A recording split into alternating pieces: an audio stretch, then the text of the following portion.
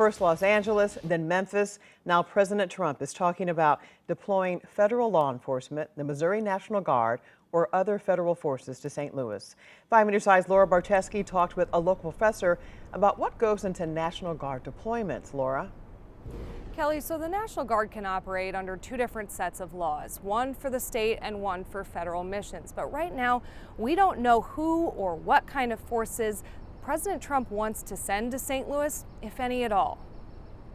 President Donald Trump says a conversation with the leader of the Union Pacific Railroad is part of the reason he's thinking about taking his crime-fighting initiative to St. Louis, which he has now mentioned on several occasions. I said to him, where else should we go? Where would you say?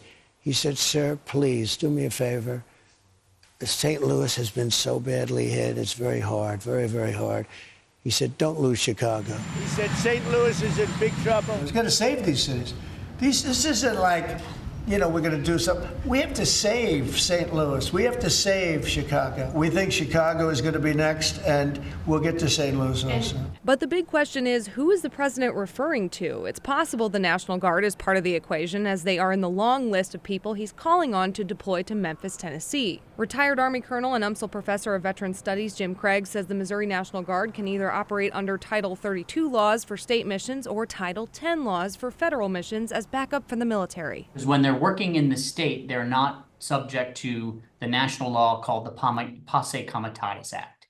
So the Posse Comitatus Act says we cannot use our active force to do law enforcement inside the borders of the United States, essentially. For state missions, the National Guard is called on by their commander-in-chief, which is the governor. Mayors can ask the governor for the Guard's help, just as the city of St. Louis did after the tornado. But the governor can act on their own. So it could include law enforcement activities. It would probably include doing some backup activities to free up law enforcement agencies to do their job.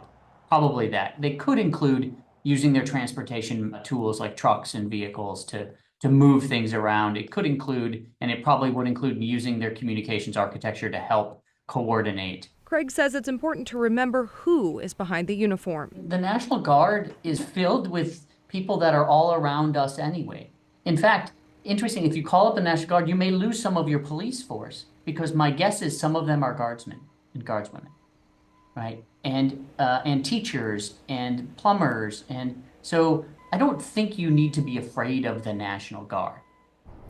President of the Board of Aldermen Megan Green said in a statement to me today, quote, while no amount of crime is acceptable, St. Louis has been experiencing a downward trend in crime thanks to investments in prevention.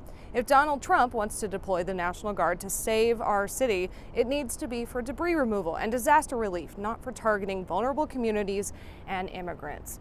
Both Mayor Cara Spencer and Governor Kehoe say they're not aware of any confirmed actions to send federal forces to St. Louis. Reporting live downtown, Laura Barteski, 5 on your side.